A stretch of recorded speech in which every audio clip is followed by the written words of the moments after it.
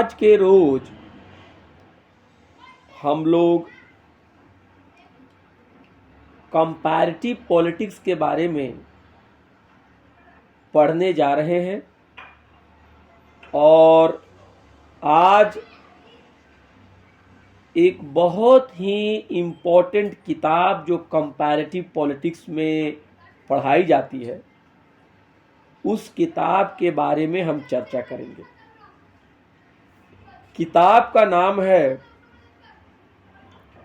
Comparative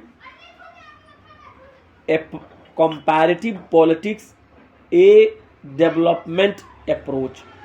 क्या नाम है किताब का बताइए? कंपैरेटिव डेवलपमेंट अप्रोच नहीं, कंपैरेटिव पॉलिटिक्स ए डेवलपमेंट अप्रोच। क्या नाम है किताब का? कंपैरेटिव पॉलिटिक्स ए डेवलपमेंट अप्रोच। हाँ, आप लिख लीजिए, किताब का नाम है कंपैरेटिव पॉलिटिक्स ए डेवलपमेंट अप्रोच। इस किताब को दो बड़े अमेरिकन पॉलिटिकल साइंटिस्ट जो हैं, बहुत ही मशहूर, बहुत ही असरदार, बहुत ही इन्फ्लुएंशियल, उन लोगों ने मिलके किताब को ये लिखी है। एक का नाम है ऑलमंड और एक का नाम है पॉवेल। ठीक है, क्या नाम है उनका?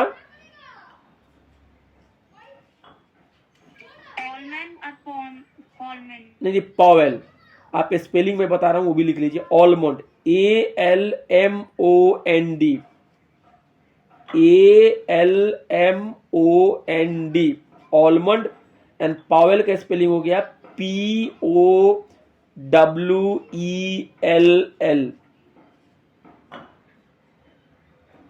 क्या नाम है दोनों राइटर्स का? Almond and Paul. हाँ, ऑलमंड का पूरा नाम है Gabriel A almond, Gabriel A almond. And Powell का पूरा नाम है जी बिंघम पॉवेल जूनियर। इसको हम कहते हैं आसान जबान में ऑलमंड एंड पॉवेल। इन लोगों ने एक किताब लिखी थी, इस किताब का नाम था कंपैरेटिव पॉलिटिक्स ए डेवलपमेंट अप्रोच। ये किताब 1966 में, कब? 1966, 58 मान लीजिए 60 साल पहले। ये किताब 60 साल, तकरीबन अप्रॉक्स 60 इयर्स बैक, अमेरिका के दो यूनिवर्सिटी में, स्टैनफोर्ड यूनिवर्सिटी में जो ऑलमंड एंड पॉवेल थे, इन लोगों ने इस किताब को लिखी है। किस यूनिवर्सिटी में वो लोग थे? स्टैनफोर्ड, STANDFORD, स्टैनफोर्ड यूनिवर्सिटी में थे। कहां पे थे वो? Stanford university. बिल्कुल, स्टैनफोर्ड यूनिवर्सिटी में थे। और ये किताब जो है वो 1966 में लिखी गई है ना। और इस किताब को अगर आप पढ़ेंगे तो इस किताब में कंपैरेटिव पॉलिटिक्स क्या है, कंपैरेटिव पॉलिटिक्स के अप्रोच क्या है, कंपैरेटिव पॉलिटिक्स जो है कैसे अलग है पहले के जो अप्रोच थे, इसके बारे में आपको पूरी जानकारी मिलेगी। किसकी किताब में पूरी जानकारी मिलेगी?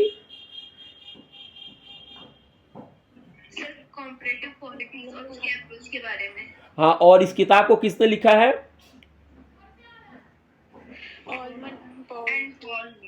ऑलमंड एंड पॉवेल ने। किताब का क्या नाम है? कंपैरेटिव पॉलिटिक्स और डेवलपमेंट अप्रोच। ठीक है, ये किताब किस साल में लिखी गई है? 1966 में। और ये दोनों जो इंटेलेक्चुअल्स प्रोफेसर हैं, किस यूनिवर्सिटी से जुड़े हुए थे? हाँ, स्टैनफोर्ड यूनिवर्सिटी से जुड़े हुए थे। और ये अमेरिका में है। स्टैनफोर्ड यूनिवर्सिटी कहाँ पे है? अमेरिका का मतलब है यूनाइटेड स्टेट्स ऑफ अमेरिका। ठीक है। और इस किताब में ऑलमंड और पॉवेल जो है, ये बात कर रहे हैं कंपैरेटिव पॉलिटिक्स के बारे में कि कंपैरेटिव पॉलिटिक्स क्या है, कंपैरेटिव पॉलिटिक्स का नेचर क्या है, कंपैरेटिव पॉलिटिक्स को किन किन चीज़ों पे ध्यान देना चाहिए, कंपैरेटिव पॉलिटिक्स का मेथड क्या है, इसके बारे में जानकारी मिलेगी। सबसे पहली बात ऑलमंड एंड पॉवेल इस किताब के इंट्रोडक्शन में कह रहे हैं कि जो भी हमने किताब लिखी है, हमारा जो मेथड्स हैं, उसमें हमने बहुत सारे स्कॉलर्स ने हमको इन्फ्लुएंस किया है। यानी पहले के बहुत सारे विद्वानों के जो थॉट्स थे वो ऑलमंड एंड पावेल के थॉट्स पे उनका असर रहा है, वो उससे इन्फ्लुएंस रहे हैं। और उसमें उन्होंने एक स्कॉलर का नाम लिया है जिसका नाम है लुसियन पाई। क्या नाम है उस स्कॉलर का? लुसियन पाई। पाई। उनका पूरा स्पेलिंग है LUCIAN, लुसियन पाई, PYE, LUCIAN PYE। तो लुसियन पाई ने किताब लिखी थी एस्पेक्ट्स ऑफ पॉलिटिकल डेवलपमेंट। उन्होंने किताब लिखी थी एस्पेक्ट्स ऑफ पॉलिटिकल डेवलपमेंट। कह रहे हैं कि इन्होंने हमारी सोच पर, हम जैसा सोच रहे हैं, इस पे लुसियन पाई की किताब का बहुत बड़ा असर रहा है। दूसरे एक स्कॉलर हैं जिनका नाम है Richard Fagen, RICHARD, Richard FAGEN। Richard Fagen की किताब है पॉलिटिकल कम्युनिकेशन। तो रिचर्ड फॉगन ने भी ऑलमंड एंड पॉवेल की जो सोच है, जो कंपैरेटिव पॉलिटिक्स है, उसके ऊपर उनकी जो अप्रोच है उस पर उनका असर है। अब असर को आप समझते हैं क्या होता है असर? इफेक्ट किसी का, मतलब उसके थॉट का, उसके आइडियाज का। बिल्कुल। जैसा हम सोचते हैं, जैसा हम खाते हैं, जैसा हम पीते हैं, जैसा हमारा ड्रेसिंग सेंस है, हम किसी न किसी से इंस्पायर होते हैं कि नहीं होते हैं? बोलिए। जैसे मिसाल के तौर पे अगर आपको देखा जाए, किसी लीडर को आप बताइए, जैसे मान लीजिए विनोबा भावे का नाम आपने सुना है? यस सर, नाम सुना है। तो विनोबा भावे किससे इंस्पायर्ड थे? विनोबा भावे थे वो गांधी जी से इंस्पायर्ड थे। किससे इंस्पायर्ड थे? गांधी जी। हाँ। राम मनोहर लोहिया का नाम सुना है आपने? Yes sir. राम मनोहर लोहिया किससे इंस्पायर्ड थे? वो भी गांधी जी से इंस्पायर्ड थे। तो जिस तरह से राम मनोहर लोहिया के ऊपर गांधी जी का असर पड़ा, उसी तरह से ऑलमंड एंड पॉवेल के ऊपर जो दो स्कॉलर्स हैं, और भी स्कॉलर्स की इंपैक्ट है, मगर कम से कम ये जो दो स्कॉलर हैं, लुसियन पाई जिनकी किताब है एस्पेक्ट्स ऑफ पॉलिटिकल डेवलपमेंट, उसका असर पड़ा है, और रिचर्ड फॉगन की जो किताब है पॉलिटिकल कम्युनिकेशन, उसका भी असर पड़ा है। यहां तक क्लियर है? ठीक है। अब एक बात याद रखिए कि जो ऑलमंड एंड पॉवेल ने जो किताब लिखी है, वो किताब लिखी है 1966 में, यानी आज से 58 ईयर्स बैक, यानी ऑलमोस्ट 60 ईयर्स बैक।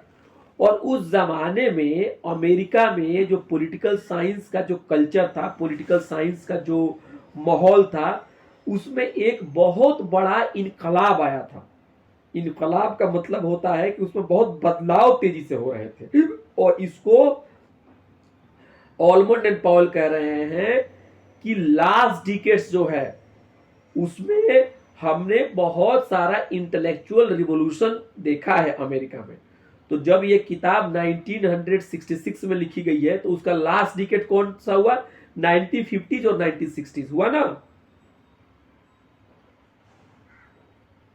1950 और 1960s? बोलिए।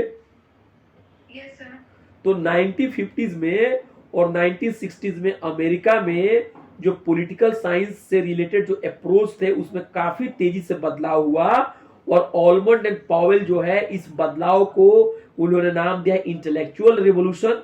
और ऑलमंड एंड पॉवेल ने इस नए बदलाव का वो स्वागत कर रहे हैं। क्या कर रहे हैं उसका? वो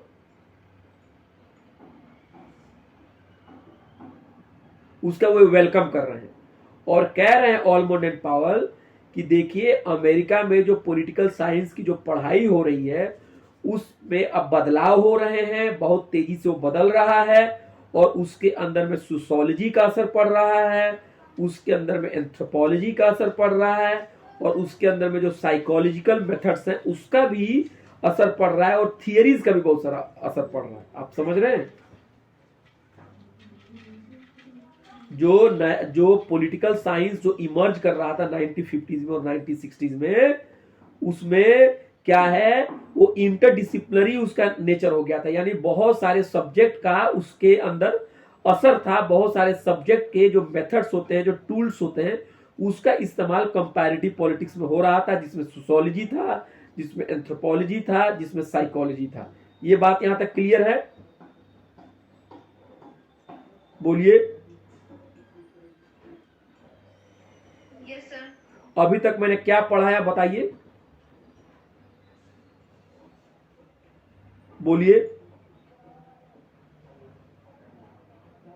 हमने अभी तक यही पढ़ाया कि आज हम ऑलमंड एंड पावेल, जो स्टैनफोर्ड यूनिवर्सिटी के प्रोफेसर थे, उनकी किताब कंपैरेटिव पॉलिटिक्स ए डेवलपमेंट अप्रोच, कंपैरेटिव पॉलिटिक्स ए डेवलपमेंट अप्रोच, उसको हम पढ़ाएंगे।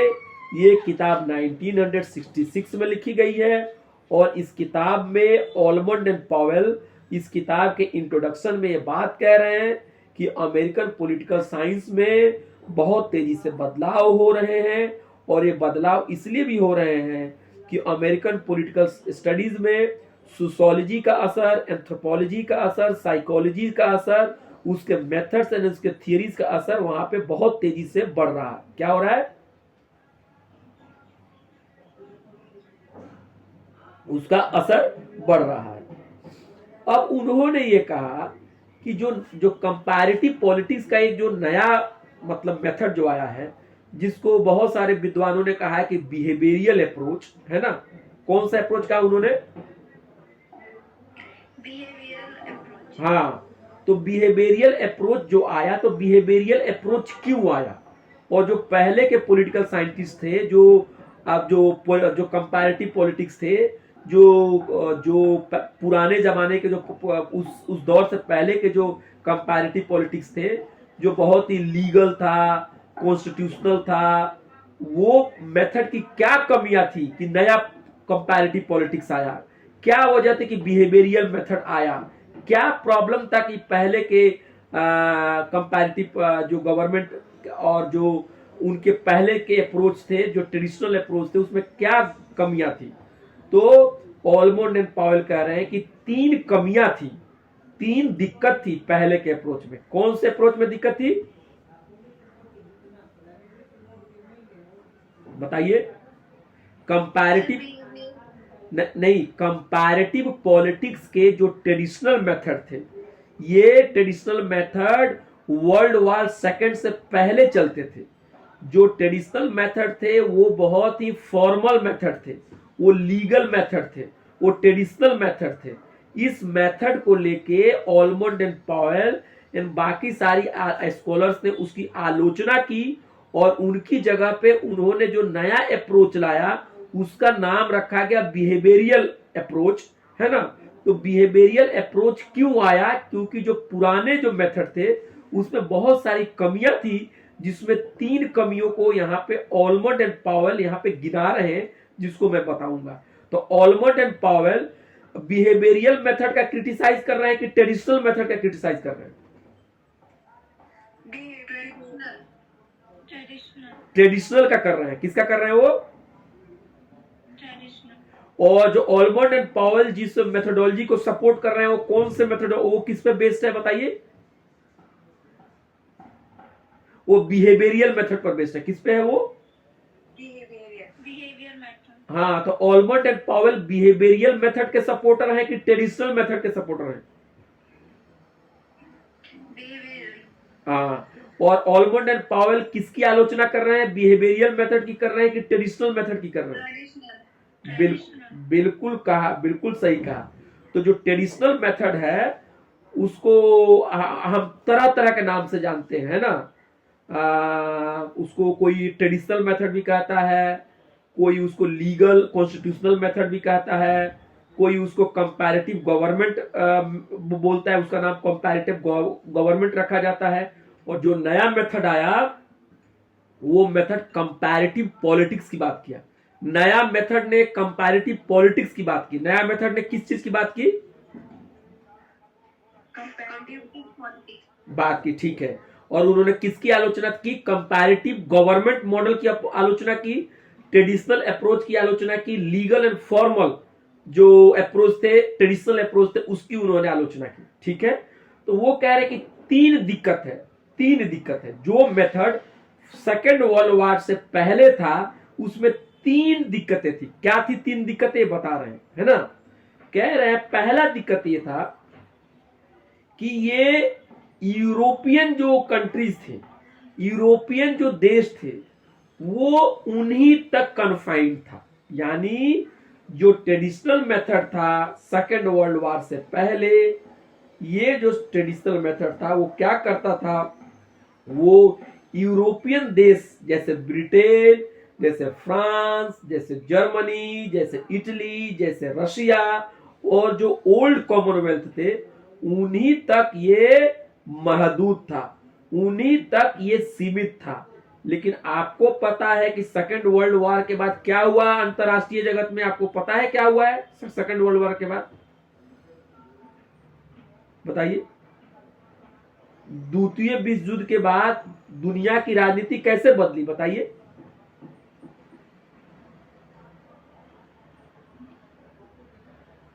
ग्लोबलाइजेशन आ गया था। नहीं, ग्लोबलाइजेशन तो आपको 1990 के बाद आ रहा है। द्वितीय विश्व युद्ध के बाद, सेकेंड वर्ल्ड वॉर के बाद क्या हुआ? पूरी दुनिया में आजादी की लड़ाई जो थी वो इतनी तेज हो गई कि बहुत सारे जो कंट्रीज जो एशिया में, यानी एशिया में, अफ्रीका में, ये जो गुलाम कंट्री थे, ये धीरे धीरे आजाद होने शुरू हो गए। तो जब ये आजाद होने शुरू हो गए, जब डीकोलोनाइजेशन की प्रोसेस शुरू हो गया, जब उपनिवेशवाद खत्म होने लगा, तो नए नए कंट्री जो है स्वतंत्र होके अब अंतर्राष्ट्रीय राजनीति में उनका एक कद बढ़ गया, उनका एक अस्तित्व हो गया। तो पहले की जो राजनीति थी जिसमें ये सारे कंट्री गुलाम थे, ये सारे कंट्री यूरोप के जो बड़े बड़े कॉलोनियल कंट्री थे, जो बड़े बड़े इंपेरियलिज्म के जो देश थे, उनके अधीन थे। लेकिन 1945 के बाद से धीरे धीरे ये कंट्री आजाद हो गए और पहले का पॉलिटिकल साइंस जो था वो ज्यादातर यूरोप और Commonwealth, France, Britain, England, Germany, Italy, इन्हीं के शासन प्रणालियों का अध्ययन करता था।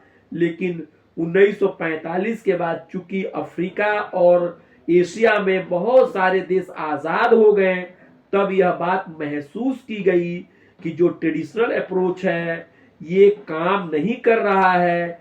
ये जो है नए देशों को पढ़ने में दिलचस्पी पहले नहीं दिखाया था, अब तो नए देश बहुत सारे आजाद होके आ गए हैं। तो ट्रेडिशनल अप्रोच जो है अब इसकी कमियां हैं, क्योंकि ट्रेडिशनल अप्रोच था वो ज्यादातर उसने क्या किया, फ्रांस, जर्मनी, इटली, रसिया, ब्रिटेन और कॉमनवेल्थ के देशों की जो राजनीतिक व्यवस्थाएं थी उन्हीं का उसने अध्ययन किया, और जो पॉलिटिकल सिस्टम एशिया में, अफ्रीका में, लैटिन अमेरिका में थे उनको उसने इग्नोर किया।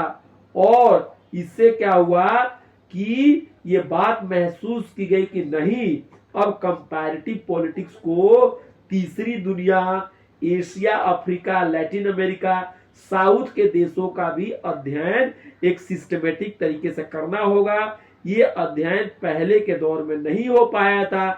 पहले के दौर में सिर्फ आपको पश्चिमी देशों का ही सिर्फ अध्ययन हुआ था और जो गुलाम देश थे उनके बारे में किसी ने कोई अटेंशन नहीं दिया। लेकिन अब चूंकि गुलाम देश आजाद हो गए हैं तो अब जरूरत महसूस हुई कि अब गुलाम देशों से जो मुक्ति पाके आजाद हुए हैं, अब उनके सिस्टम को भी पढ़ा जाए और एक साइंटिफिक और एक सिस्टमेटिक तौर से पढ़ा जाए। ये बात समझ में आ गई? बोलिए। Yes sir. क्या क्या आलोचना है ट्रेडिशनल अप्रोच का? ऑलमंड एंड पावेल क्या आलोचना कर रहे हैं? बताइए बताइए। तीन आलोचना कर रहे हैं, तो एक आलोचना क्या है जो मैंने अभी बताया? बताइए। ऑलमंड एंड पावेल को ट्रेडिशनल अप्रोच से क्यों दिक्कत है, क्या 3 वजह थी, उसमें से एक बताइए, बोलिए, कोई बोले, सेकेंड वर्ल्ड वॉर के बाद बताइए। सेकेंड वर्ल्ड वॉर के बाद बहुत सारे देश एशिया, अफ्रीका और लैटिन अमेरिका से आजाद हो गए, स्वतंत्र हो गए, लेकिन जो पहले का कंपैरेटिव पॉलिटिक्स का जो मेथड था, जो अप्रोच था, जो वो क्या था, वो सिर्फ तीसरी दुनिया के बारे में कुछ नहीं पढ़ता था, वो सिर्फ और सिर्फ यूरोप और पश्चिमी देशों का अध्ययन करता था। तो ये बात ऑलमंड एंड पावेल को ये बात महसूस हुई कि नहीं भैया, सिर्फ पूरी दुनिया ब्रिटेन और फ्रांस और आपको रशिया और जर्मनी ही नहीं है और कॉमनवेल्थ भी नहीं है, बल्कि हमें अब एशिया, अफ्रीका और लैटिन अमेरिका के जो देश हैं जो अब आजाद हो गए हैं, उनकी राजनीतिक व्यवस्था को भी हमको अध्ययन करना पड़ेगा, क्योंकि यूरोप ही दुनिया का कोर नहीं हो सकता है ना, क्योंकि उस जमाने में यूरोप जो था वो ये सही नहीं है कि पूरी दुनिया का सेंटर और फोकस सिर्फ यूरोप ही रहे और दूसरे देशों को हम छोड़ दें, ठीक है। इसलिए क्या हुआ कि जो अप्रोच आया है ना, वो पहले का जो अप्रोच था वो बहुत हद तक कॉन्फ़िगरेटिव था, पहले का अप्रोच, है ना, और पहले का जो अप्रोच था वो बहुत हद तक सिस्टमैटिक नहीं था, है ना। तो इसलिए भी उसकी आलोचना की गई कि नहीं, आप अब सिस्टमैटिक तरीके से अब आप तीसरी दुनिया के बारे में पढ़ेंगे, और पहले जो होती थी वो कॉन्फ़िगरेटिव तरीके से पढ़ाई जाती थी, वो सिस्टमैटिक तरीके से नहीं पढ़ाई जाती थी। और पहले का जो अप्रोच था उसमें क्या होता कि उसमें फोकस जो था स्टडी का वो गवर्नमेंट था, उसका फोकस तो था वो लीगल था, उसका फोकस तो था वो रूल्स एंड रेगुलेशंस पे थे, उसका फोकस था वो आइडियाज एंड आइडियोलॉजी पे था, मगर उसका फोकस परफॉर्मेंस, इंटरेक्शन और बिहेवियर पे नहीं था। तो पॉवेल एंड ये कह रहे हैं एंड ऑलमंड कह रहे हैं कि जो पहले का अप्रोच था उस अप्रोच में जो फोकस होते थे वो गवर्नमेंट पे होते थे, उनके नॉर्म्स पे होते थे, उनके रूल्स पे होते थे, लेकिन उनके दरमियान जो इंटरेक्शन होते थे, जो बिहेवियर होते थे, जो परफॉर्मेंस होते थे, उसके बारे में बहुत ज्यादा जिक्र नहीं हो पाता था। इसलिए वो कह रहे हैं कि अब हम लोगों को कंपैरेटिव पॉलिटिक्स को एक नए तरीके से देखना पड़ेगा। जो पुराना तरीका है वो ज्यादातर अपना ध्यान जो है वो क्या कर रहा है कि पश्चिमी देशों पर दे रहा है, वो ब्रिटेन, फ्रांस, जर्मनी, इटली पे दे रहा है, और जो पुराना अप्रोच है वो सिस्टमेटिक तरीके से स्टडी नहीं कर रहा है, और पुराना अप्रोच जो है उसके कोर में यूरोप है और कोर में पश्चिमी देश है। लेकिन अब दूसरे विश्व युद्ध के बाद बहुत सारे देश आजाद हो गए, उनके यहाँ अलग अलग तरह के सिस्टम आ रहे हैं, अलग अलग तरह के वहां पे राजनीतिक व्यवस्थाएं आ रही हैं, इसलिए हमें उनका अध्ययन करना पड़ेगा। और जो नया अप्रोच आया उसने कहा कि पुराने अप्रोच में political institution, government, legal institutions, rules, regulation, ideologies, idea, इस पे ज्यादा ध्यान दिया जाता था, लेकिन जो नया अप्रोच है वो परफॉर्मेंस, इंटरेक्शन और बिहेवियर पर भी ध्यान देगा। इसीलिए कहा जाता है कि जो नया कंपैरेटिव पॉलिटिक्स का जो दौर आया, जिसकी बात पॉवेल एंड ऑलमंड कर रहे हैं, वो बिहेवियरल मेथड के इन्फ्लुएंस में था। ये बात समझ में आई? Yes sir. अच्छा, तो अब ये देखिए कि ये कहना कि कंपैरेटिव पॉलिटिक्स जो है वो सिर्फ पश्चिमी देशों के बारे में ही अध्ययन करेगा, तो ये बात ऑलमंड एंड पावेल को कबूल नहीं है। ऑलमंड एंड पावेल करें कि नहीं, ऐसी बातें नहीं है, अब हम लोगों को जाके तीसरी दुनिया के बारे में भी पढ़ना होगा, अफ्रीका और एशिया के बारे में भी पढ़ना होगा, उनके बारे में भी जानकारी इकट्ठा करनी पड़ेगी, उनके सिस्टम को भी पढ़ना पड़ेगा। क्यों पढ़ना पड़ेगा? क्योंकि उन्होंने कहा कि देखिए जो पश्चिमी के जो जो मतलब मान लीजिए जो देश एशिया के हैं, जो अफ्रीका के हैं, जो मिडिल ईस्ट के कंट्री हैं, वहां पे बहुत सारे स्टेट आज बन गए हैं, जो स्टेट अब आजाद हो गए हैं, बहुत सारे नेशन स्टेट बन गए हैं, और उनके जो सिस्टम है, उनका जो कल्चर है, उनका पॉलिटिकल इंस्टीट्यूशन है, वो काफी अलग अलग है। और जो पश्चिमी देश में जो पॉलिटिकल सिस्टम है उससे काफी जुदा जुदा है। इसलिए हमारे सामने बहुत सारे चैलेंजेस पैदा हो गए हैं कि हम उन नए नए सिस्टम को पढ़ें, उस नए नए सिस्टम के बारे में जाने, और इसलिए हमको अपने अब अप्रोच को, कंपैरेटिव पॉलिटिक्स के अप्रोच को, जो ट्रेडिशनल अप्रोच था उसको वाइडन करना पड़ेगा, उसको बड़ा करना पड़ेगा, उसको उसके अंदर में और मजीद और ज्यादा उसके अंदर में उसको सिस्टमेटिक बनाना पड़ेगा। और उन्होंने ये भी कहा कि पहले के दौर में जो पश्चिम के देश थे उनका बोलबाला था, उनकी हेजेमनी थी, उनका डोमिनेंस था, लेकिन अब उनकी हेजेमनी, उनका डोमिनेंस, ये सब कम हो गया, वो सब गिर रहा है, वो सब कमजोर हो रहा है। और इसलिए आप देखेंगे कि बहुत सारे नए कंट्रीज जो हैं वो अब इमर्ज कर गए, और उनके देश में अलग अलग तरीके के पॉलिटिकल सिस्टम आ रहे हैं। इसलिए ऐसे सिस्टम के बारे में जानना बहुत जरूरी है। और ऑलमंड एंड पावेल जो है इस बात से भी चिंतित हैं कि कम्युनिज्म यानी साम्यवाद यानी मार्क्सवाद पर आधारित, कम्युनिज्म पर आधारित बहुत सारे सिस्टम, बहुत सारे पॉलिटिकल सिस्टम सामने आ गए हैं, और वो लिबरल डेमोक्रेसी के सामने एक चैलेंज पेश कर रहे हैं। इसलिए ऑलमंड एंड पावेल का कहना है कि हम अब चुपचाप नहीं रह सकते हैं, हम उन तीसरी दुनिया में जो जो बदलाव हो रहे हैं उससे हम मुंह नहीं फेर सकते हैं, बल्कि हमें उनका अध्ययन करना पड़ेगा। और इस तरह से आप देखेंगे तो जो कम्युनिज्म है, जो साम्यवाद है, जो मार्क्सिज्म है, उसका जो चैलेंज था, उस चैलेंज से पावेल और ऑलमंड जो है वो चिंतित हैं, और वो कह रहे हैं कि अब हमें तीसरी दुनिया में जाके अब हमें अफ्रीका, एशिया और जो लैटिन अमेरिका के देश हैं वहां पे अलग अलग तरह के जो सिस्टम आ रहे हैं उसके बारे में हमें स्टडी करनी पड़ेगी।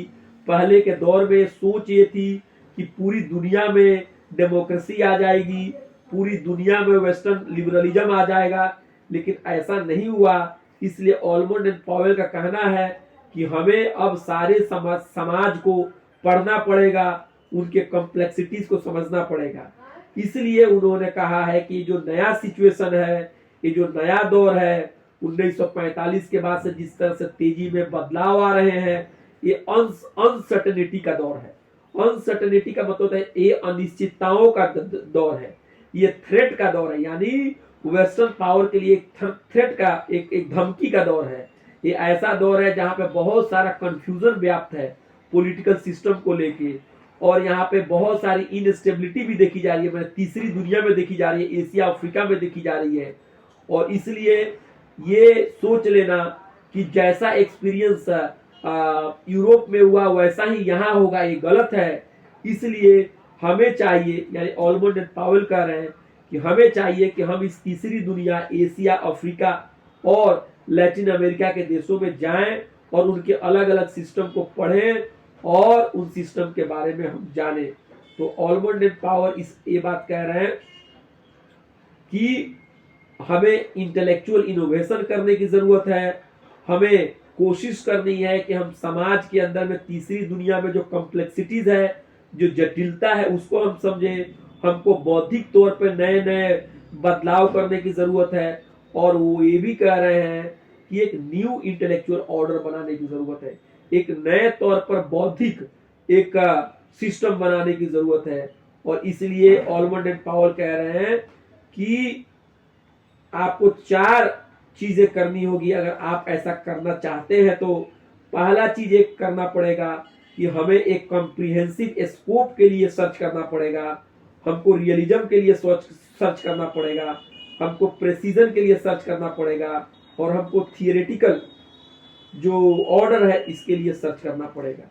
यानी अगर आप लोग और वो भी कह रहे हैं कि हमें कोशिश करनी होगी कि हम अपने संकीर्णता से निकल जाएं हम एथनोसेंट्रिज्म से निकल जाएं और एक कॉम्प्रिहेंसिव फ्रेमवर्क की तरफ चलें। देखिए, अभी तक आपको ये सारी चीजें हो सकता है कि बहुत बोरिंग लग रही हो कि अरे ये सब क्या पढ़ा रहे हैं, ये सब तो कुछ समझ में नहीं आ रहा है। अगर आपने कुछ भी नहीं समझा तो एक बार फिर मैं आपके सामने फिर से दोबारा से इन सारी चीजों को आसान शब्दों में समराइज करने की कोशिश कर रहा हूं, कंक्लूड करने की कोशिश कर रहा हूं। मैंने अपने आज की क्लास में ये कहा कि कंपैरेटिव पॉलिटिक्स को हमको इस तीसरे सेमेस्टर में पढ़ना है। कंपैरेटिव पॉलिटिक्स के कई सारे अप्रोचेज होते हैं, कई सारे उसमें स्टेजेस आते हैं, कई सारे उसके दौर आए हैं। एक दौर जो कंपैरेटिव पॉलिटिक्स का आया है, जो सेकेंड वर्ल्ड वॉर के बाद में अमेरिका में वो बहुत बढ़ा चढ़ा और उसने पूरी दुनिया में असर डाला, उस कंपैरेटिव पॉलिटिक्स को हम कहते हैं कि वो बिहेवियरियल मेथड के इन्फ्लुएंस में था। तो ऐसे ही एक स्कॉलर हैं जिनका नाम है Powell and almond. Powell and almond ने एक किताब लिखी है। इस किताब का नाम है कंपैरेटिव पॉलिटिक्स ए डेवलपमेंट अप्रोच। ये किताब 1966 में लिखी है, यानी तकरीबन आज से 58-60 साल पहले, मान लीजिए मोटा मोटी 60 साल पहले किताब लिखी है। और इस किताब में ऑलमोंड एंड पॉवेल, जो स्टैनफोर्ड यूनिवर्सिटी के प्रोफेसर रहे हैं, उन्होंने कंपैरेटिव पॉलिटिक्स के बारे में बात की और कहा कि कंपैरेटिव पॉलिटिक्स में बड़ी तेजी से बदलाव हो रहा है, नए नए उसमें तब्दीलियां आ रही हैं। और उन्होंने कहा कि देखिए, जो पुराना अप्रोच था कंपैरेटिव पॉलिटिक्स का, जो 1945 के में जब वर्ल्ड वार खत्म हुआ उससे पहले का जो दौर था, वो दौर क्या था, वो कुछ अलग दौर था। उस दौर से हमें अब आगे निकलना पड़ेगा। उस दौर में जो कंपैरेटिव गवर्नमेंट थे, वो किसी भी स्टेट के गवर्नमेंट के बारे में बात करते थे, उसके इंस्टीट्यूशन के बारे में रिसर्च करते थे, उसके आइडियाज एंड आइडियोलॉजीज के बारे में रिसर्च करते थे। लेकिन इनका कहना है, पॉवेल एंड ऑलमोंड का कहना है, लेकिन ये लोग जो थे वो यूरोप को ही सब कुछ समझते थे, ब्रिटेन, फ्रांस, जर्मनी, इटली, इन्हीं को समझते थे और कॉमनवेल्थ को समझते थे कि यही दुनिया की रियलिटी है। लेकिन ऐसी बात नहीं, उनका सोच बहुत ही संकीर्ण था, उनका सोच बहुत ही लिमिटेड था। ये बात कर रहे हैं 1945 से पहले का जो ट्रेडिशनल अप्रोच था उसके बारे में, ट्रेडिशनल अप्रोच कंपैरेटिव पॉलिटिक्स का जो इससे पहले वाला था उसके बारे में बोल रहे हैं। और कह रहे हैं कि जो नया मेथड आ रहा है उसमें इनोवेशन हो रहा है, उसमें बदलाव हो रहा है। और उसमें बदलाव कई तरह से हो रहा है। उसमें बदलाव हो रहा है प्रेसिजन के लिए, उसमें बदलाव हो रहा है आपको रियलिज्म के लिए, उसमें बदलाव हो रहा है आपको थियोरेटिकल ऑर्डर के लिए, और उसमें बदलाव हो रहा है कॉम्प्रिहेंसिव स्कोप के लिए। यानी जो नया मेथड आया, जो बिहेवियरियल अप्रोच आया, वो बहुत ज़्यादा वाइडर था, कॉम्प्रिहेंसिव था। इस पे दूसरे डिसिप्लिन का भी असर था, जैसे सोशियोलॉजी, एंथ्रोपोलॉजी, साइकोलॉजी। और ये जो डिसिप्लिन है इसने बहुत हद तक दूसरे डिसिप्लिन को भी असर किया। और इस तरह से हम कंपैरेटिव पॉलिटिक्स का जो मॉडर्न अप्रोच है, जो ऑलमंड एंड पॉवेल से जुड़ा हुआ है, उनकी किताबों के कुछ हिस्से पढ़े और हमने जाना कि जो नया मेथड है, जो नया अप्रोच है, जिसको हम कंपैरेटिव पॉलिटिक्स बोलते हैं, ये बिहेवियरियलिज्म पे टिका हुआ है। और जो पहले का जो सिस्टम था, वो जो था वो बहुत हद तक वो ट्रेडिशनल था, लीगल था, वो आइडियाज एंड आइडियोलॉजी का स्टडी करता था, वो फॉर्मल था। मगर वो जो अप्रोच था वो इंटरेक्शन का, और वो अप्रोच था वो इंटरेक्शन के बारे में और इन सब बारे में वो बहुत ज़्यादा वो बात नहीं करता था। तो यही आज के क्लास में हमने यही पढ़ाया कि किस तरह से ऑलमंड एंड पॉवेल ने ट्रेडिशनल अप्रोच को क्रिटिसाइज किया है और उसकी जगह जो मॉडर्न अप्रोच है, कंपैरेटिव मेथड का जो अप्रोच है, कंपैरेटिव पॉलिटिक्स का जो अप्रोच है, उसको उन्होंने सही ठहराया है। और उन्होंने ये भी कहा है कि हमें एक कॉम्प्रिहेंसिव हमें अप्रोच की तरफ जाना होगा, हमें एथनोसेंट्रिज्म को छोड़ना होगा और हमें एक लार्जर पैमाने पे रियलिटी को देखना होगा। अब बताइए, आप लोगों के और भी कुछ ऐसा लगता है कि अभी भी कुछ समझ में नहीं आया? सही सही बताइए, बोलिए। हेलो। अभी तक आपने सिर्फ एक ही रीजन बताया ना, जो यूरोप और पश्चिम देशों पे बस अध्ययन करते थे, इस वजह से उन्हें बिहेवियरल अप्रोच में हम कन्वर्ट कर रहे हैं, मतलब ये जो दो राइटर है पोवेल एंड ऑलमंड। बिल्कुल बिल्कुल, वो ज्यादातर उनका स्टडी जो था वो यूरोप के देशों तक था।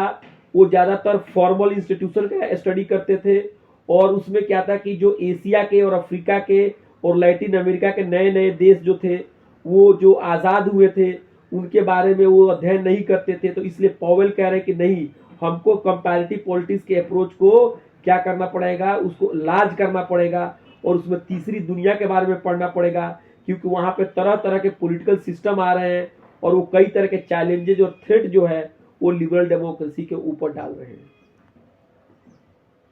अब और बोलिए। ये सिर्फ बात उन्होंने कंपैरेटिव पॉलिटिक्स और डेवलपमेंट अप्रोच बुक उसमें लिखी है। हाँ, ये किताब उसी में, मैं किताब आपको शेयर कर दूंगा। Okay sir. आप खुद भी उसका इंट्रोडक्शन पढ़ेंगे तो बहुत सारी चीजें आपको खुल जाएगी। ठीक है।